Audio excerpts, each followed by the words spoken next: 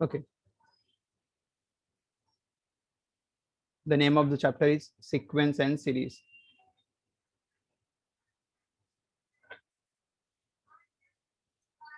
ठीक है, तो यहाँ पे तुम्हें जो अभी जो जिस टाइप का क्वेश्चन मैं पढ़ाने जा रहा हूँ उसमें तुम्हें क्या रहेगा, find the 3 terms which are in GP, और else find the 4 terms which are in GP, या 5 terms which are in GP, ऐसे क्वेश्चंस आएंगे. So if in the question if they ask you find the 3 terms which are in GP, तो अगर sequence बोला है GP में find the 3 terms, तो तुम्हें लेट करना पड़ेगा. सो 3 टर्म के लिए तुम्हें लेट करना है, it's a by r, a, a r. This is fixed, हाँ, यही लेट करना है.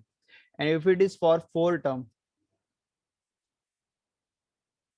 तो it will be a by r cube, a by r, r, a r cube. और if it is for 5 terms,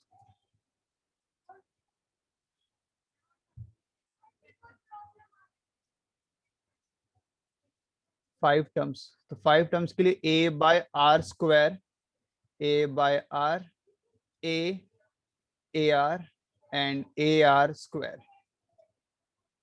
So for 3 terms, we have to use this 3 term only. For 4 terms, we have to use these 4 term, which are a by r cube, a by r, and a r cube. और अगर 5 term रहा तो a by r square, a by r, a r and a r square.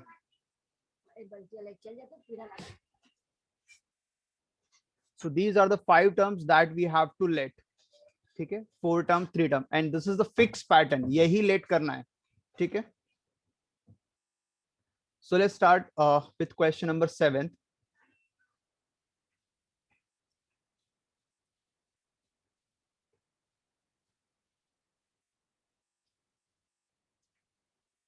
Okay, these 2 questions are of the same type. एक में 3 terms 4 terms निकालना और एक में 5 टर्म्स निकालना है. ठीक है, so let's start. Find 4 terms और 4 numbers in GP such that sum of the middle 2 number is 10/3 and their product is 1. ठीक है, सो वी हैव 2 कंडीशन, एक 10/3 रिलेटेड है और एक 1 रिलेटेड है. ठीक है, with this 2 relation you have to find the 2 values A and R. तुम्हें ए और आर की वैल्यू फाइंड आउट करनी है. सो सबसे पहले find 4 numbers in GP. So for 7th question, let the 4 numbers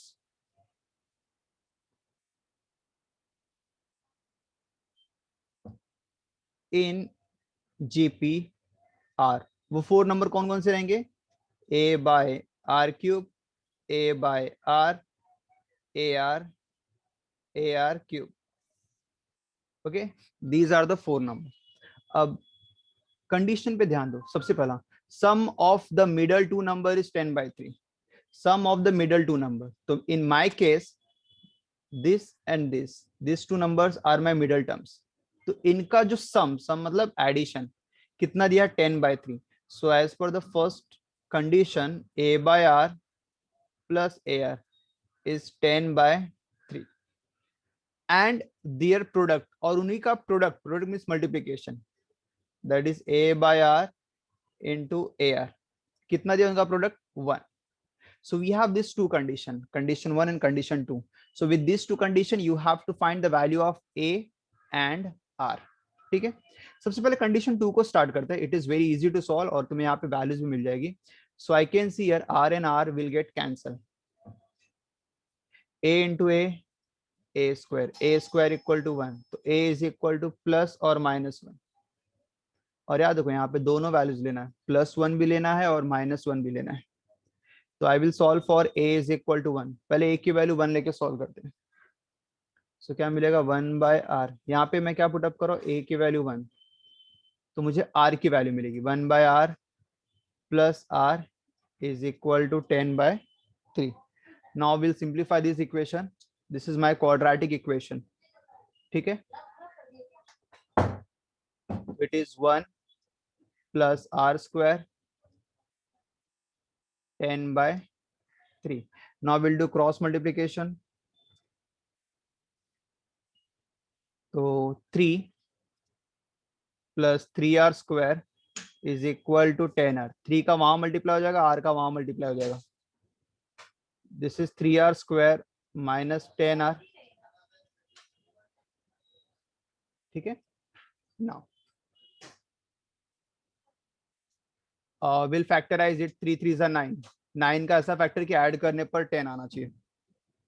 So 9 1s are 9 and 9 plus 1 10. यहाँ पे मैं फैक्टर निकाल के भी लिख दे रहा हूँ. It is 9 1s are 9 minus 9 minus 1. ठीक है. So 3r square minus 9r minus r plus 3 equal to 0. We'll take common. 3r common. It's r minus 3 minus 1 common. R minus 3 equal to 0. So r minus 3 in one bracket and 3r minus 1 in another bracket. So r minus 3 equal to 0 or 3r minus 1 equal to 0. So r की value मिलेगी 3 and if 3r is equal to 1, so r is equal to 1 by 3. R is equal to 1 by 3. So we got the value a as 1 और उस समय r की मुझे दो values milli 3 and 1 by 3. ठीक है. सो मेरे पास वो 3 टर्म्स क्या रहेंगे जरा. If I substitute, so the 3 terms are, sorry 4 terms are, a की वैल्यू मैं 1 ले रहा हूँ और r की वैल्यू में फर्स्ट वैल्यू विच इज 3. तो 4 टर्म्स आर क्या थे. 4 terms. These are a by r cube, a by r, ar and ar cube. Value substitute करो. a की वैल्यू 1 और r की वैल्यू 3. तो 1 by 3 का cube 27. 1 by 3, 1 into 3 and 1 into 3 का cube 27. So the four terms are 1 by 27, 1 by 3, 3 and 27. तो a की value 1 और r की वैल्यू मैंने 3 ली, मतलब a की वैल्यू 1 और r की value 3, the first value. Now I am going to take the second value. a की वैल्यू 1 and r की value 1 by 3 and r is my 1 by 3. तो तुम्हें दोनों ऑप्शन वेरीफाइड करना है. तो the four terms are a by r cube, a by r, ar and ar cube. 1, r is my 1 by 3. a की value 1, r की value 1 by 3. a की value 1, r की वैल्यू 1 by 3, a की value 1 and r की value 1 by 3 the whole cube. Now simplify this. It's 1 by 27. Reciprocal हो जाएगा तो 27. This is 3. This is 1 by 3. 1 into 1 by 3, 1 by 3. And the last one is 1 by 3 का cube 1 by 27. So these are the four terms. 27, 3, 1 by 3 and 1 by 27. ठीक है. देखा जाए तो same ही answer है, बस रेसिप्रोकेट हो गए वहां पे. तो ये मैंने a की वैल्यू 1 के लिए सॉल्व किया. सिमिलरली a की वैल्यू -1 के लिए भी सॉल्व करेंगे एंड वहां पे आंसर सॉल्व करके देखते हैं r का क्या आंसर आता है. ये तो मैंने a की वैल्यू 1 के लिए सॉल्व किया. Now I am solving for a की वैल्यू -1. इफ a इज इक्वल टू -1 लेंगे तो इक्वेशन क्या मिलेगा. a की value -1, -1 by r plus -1 into r is equal to 10 by 3. तो -1 by r minus r is equal to 10 by 3. -1 minus r square upon r, 10 by 3. Cross multiply करेंगे -3 minus 3r square is equal to 10r.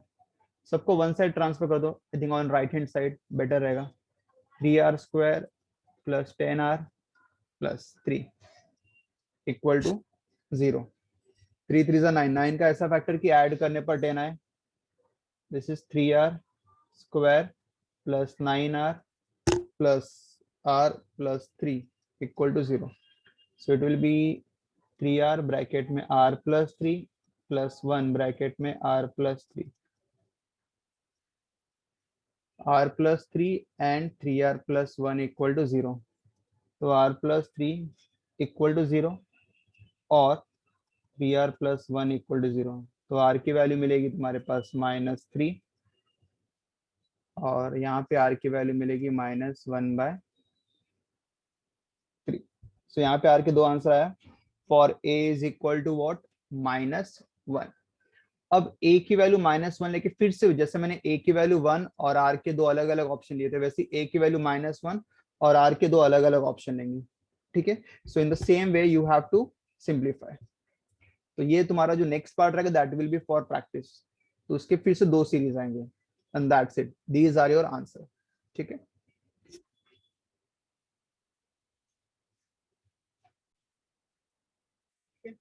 Now this is 8th question में मैंने 5 terms को late कर लिया. अब according to question जाएंगे. क्या दिया है? Their product is 1024. Product means multiplication.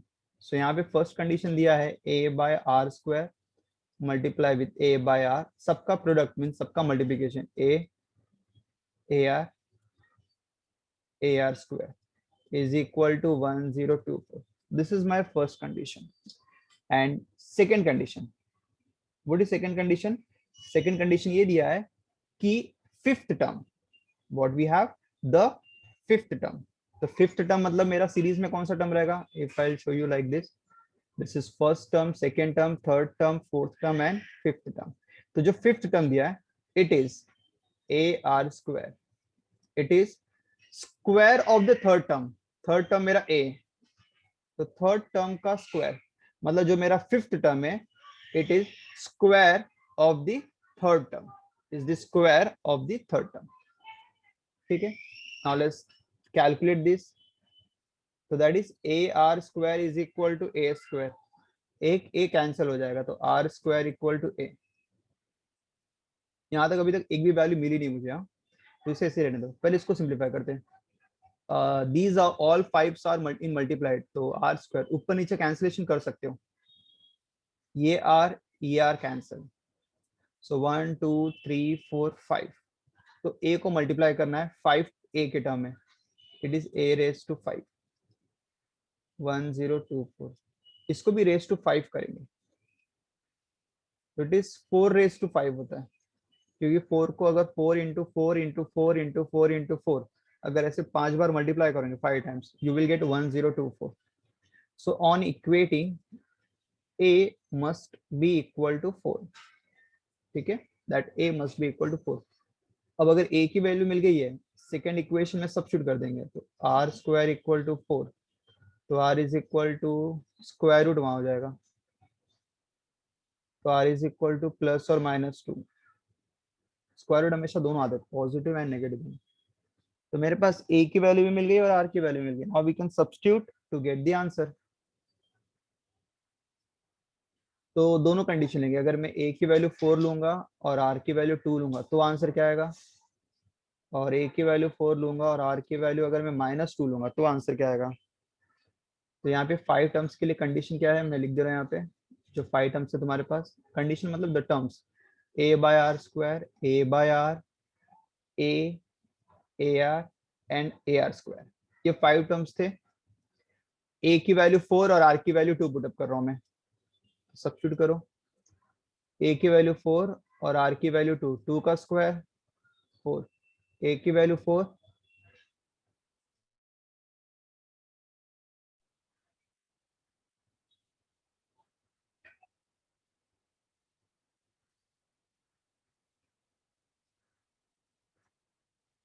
a की वैल्यू 4 और r की value 2. 4 4 into 4 cancelled. 1 2 4 8 16. These are 5 terms. These are my 5 terms. Similarly अभी a4 लेंगे और r -2 इसी में सब्स्टिट्यूट करना है. तो एक और ऑप्शन आएगा मेरे पास, a की वैल्यू 4 -2 का स्क्वायर, a की वैल्यू 4 -2 4 -2 स्क्वायर। -2 का स्क्वायर, वैसे नेगेटिव नंबर का भी अगर स्क्वायर करेंगे तो पॉजिटिव ही आंसर आएगा। तो -2 का square 4, 4 4 cancel, 1 4 upon -2 4 8 and 16 so these are my answers।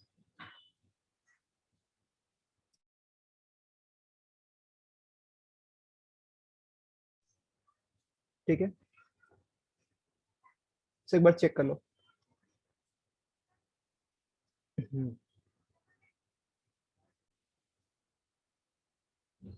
So let's do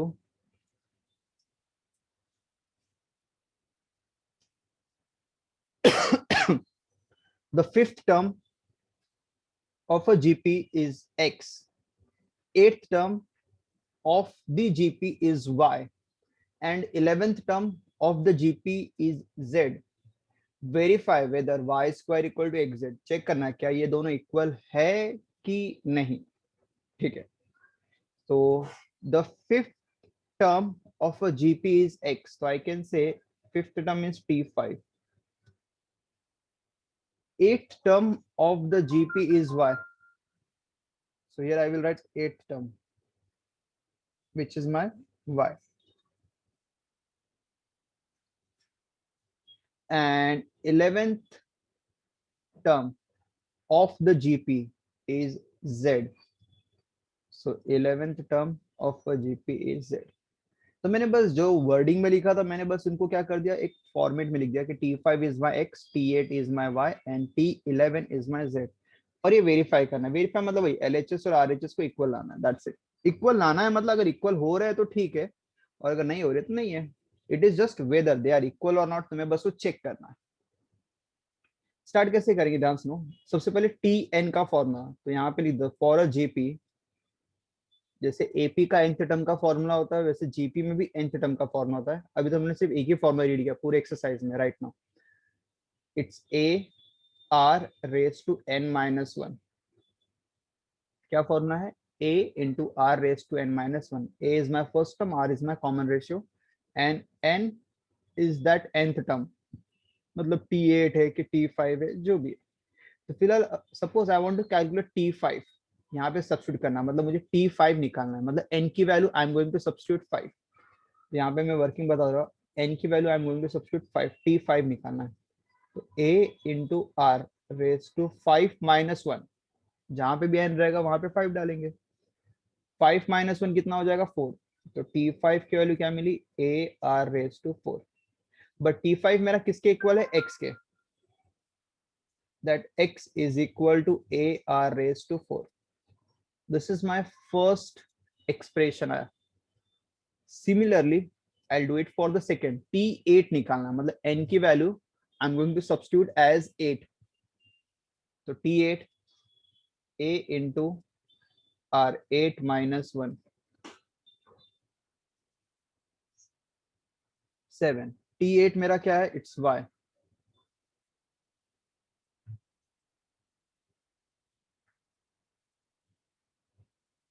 T8 that is y का रिलेशन भी हो गया। now z का which is T11, so n की वैल्यू 11 पुट अप करेंगे। a into r raised to 11 minus 1, we are working 11 minus 1,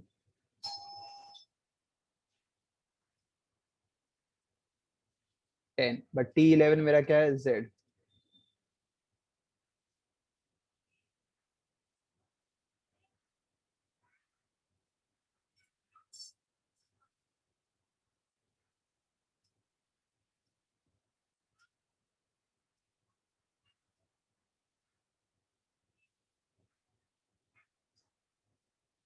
ठीक है, we got these three values x, y और z।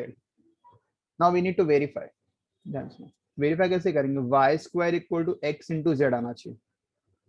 y square equal to x into z, तो I am starting with RHS।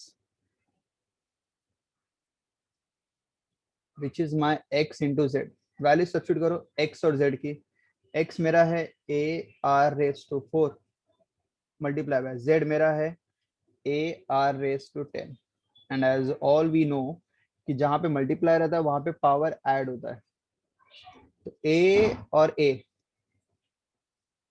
Square और R raise to 4 R raise to 10 अगर power add हो रहा है, क्योंकि ए में मैंने ऐड किया तो 1 और 1 2 हो गया, आर में ऐड करेंगे तो 4 प्लस 10 विच इज 14, तो it is A square R raise to 14। अब जरा यहाँ पे ध्यान दो, मैं इसमें कुछ चेंजेस कर रहा हूँ। This is my A square, 14 को I can write R 7 the whole raise to 2, मतलब 7 2 जा 14, पावर के ऊपर पावर मल्टीप्लाई होता है, तो 14 को मैंने ब्रेक किया 7 और 2 में। सो यहाँ पे जो दोनों का जो 2 है, ए का भी 2 है और इसके पास भी पावर 2 है, उसको मैं कंबाइन कर रहा हूँ। What I am doing, combining. तो देखो यहाँ पे, तो दैट उस 2 को जो दोनों के ऊपर था उसको मैंने एक साथ ऊपर लिख दिया, और अंदर मेरे पास टर्म है ए आर रेज टू 7। समझ में आया व्हाट आई डिड? इसके पास 2 ऑलरेडी था, 14 को मैंने ब्रेक किया 7 इंटू 2, 7 इंटू 2, तो दोनों का जो 2 था आई हैव टेकन अप यहाँ पे, तो अंदर मेरे पास ये बचेगा ए आर रेज टू 7, और ये जो मेरा ए आर रेज टू 7 है, it is nothing but my y, it is nothing but my y, तो I can write as y square. तो मैंने एक्जेड इक्वल टू सॉल्व किया, मुझे आंसर वाई स्क्वायर आया, मतलब मैंने आरएचएस से स्टार्ट किया और आंसर मुझे y square which is my LHS. तो yes they are equal, hence verified.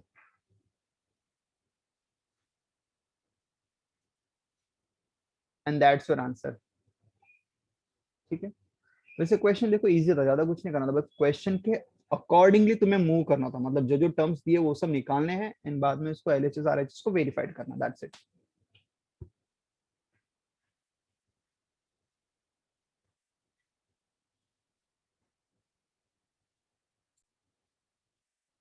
If I want to prove that T1, T2 and T3 are in GP, अगर मुझे इनको GP में प्रूफ करना है तो रेशियो सेम होना चाहिए, T2 upon T1 and T3 upon T2 का रेशियो क्या होना चाहिए, same, that is T2 upon T1 is equal to T3 upon T2। तो अगर रेशियो सेम है so the terms are in GP, तो यहाँ पे वही 3 टर्म है, this is my T1, this is my T2 and this is my T3. So I want to show that these 3 terms are in GP. So I'll calculate कि ratio सबका क्या आना चाहिए, सेम। बट उसके पहले I'll start कि पहले given क्या है, तो यहाँ पे गिवन ये है P Q R S are in GP।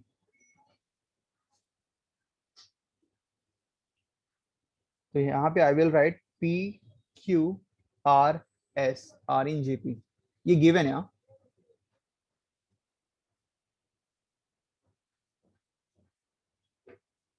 तो अगर ये जीपी में है तो डेफिनेटली इनका रेशियो कांस्टेंट रहेगा, और else we can say the ratio same रहेगा सब।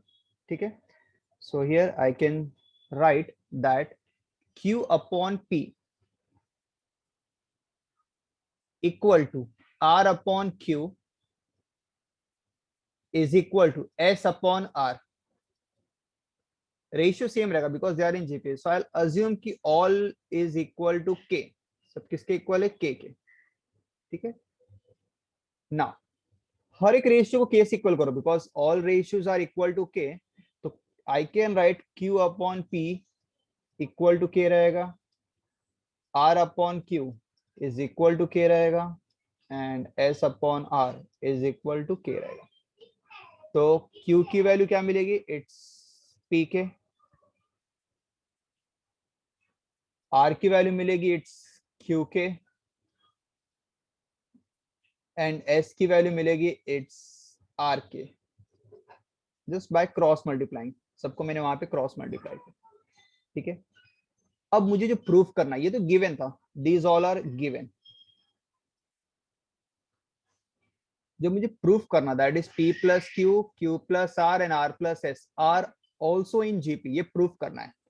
सो प्रूफ करने के लिए मैंने क्या बताया, यहाँ पे मैंने अगर 3 टर्म का मैंने एग्जांपल बताया, तो T2 upon T1 is equal to T3 upon T2, अगर दोनों रेशियो सेम आ गए so yes they are in GP।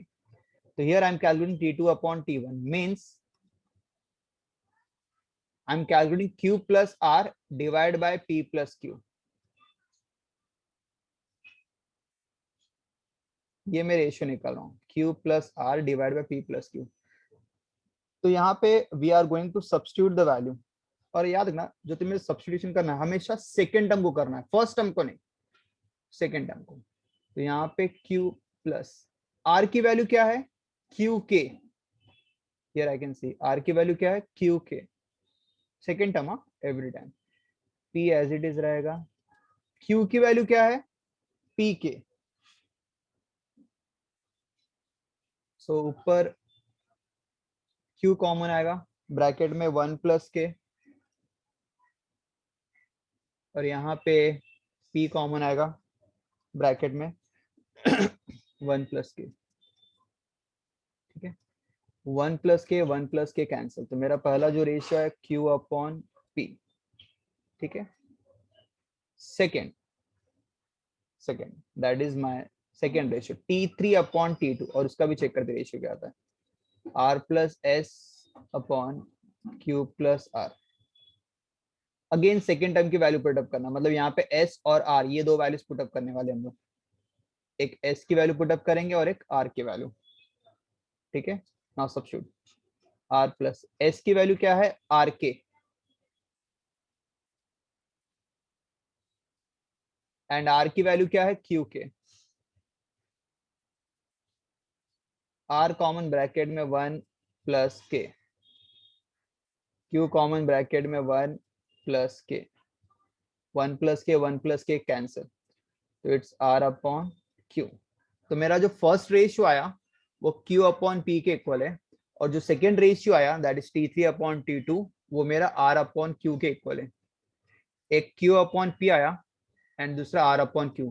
But ये दो रेशियो तो इक्वल गिवन है ना, as you can see in the equation 1 कि Q upon P is equal to R upon Q. Q upon P, as you can C Q upon P ये values, और second ratio R upon Q. First ratio है, second ratio है, but ये दोनों values तो आपस में equal है. Q upon P equal to R upon Q, as you can see over here Q upon P equal to R upon Q. So we can say that, चाहो तो अगर मैं इसको नंबरिंग कर दूं, this is my equation 1, I'll give this equation as 2 and this is my equation 3. So from 1 2 3, 1 2 and 3 we can say that ये और ये आपस में इक्वल है. So that is Q plus R upon P plus Q is equal to R plus S upon Q plus R. So अगर ये दोनों आपस में इक्वल है, so we can say that these are also in GP. तो ये जो तीन टर्म है P plus Q, Q plus R, क्योंकि मैंने ये रिलेशन प्रूफ कर दिया कि रेशियो इज इक्वल है, तो P plus Q, Q plus R and R plus S are in GP. That's it. ठीक है.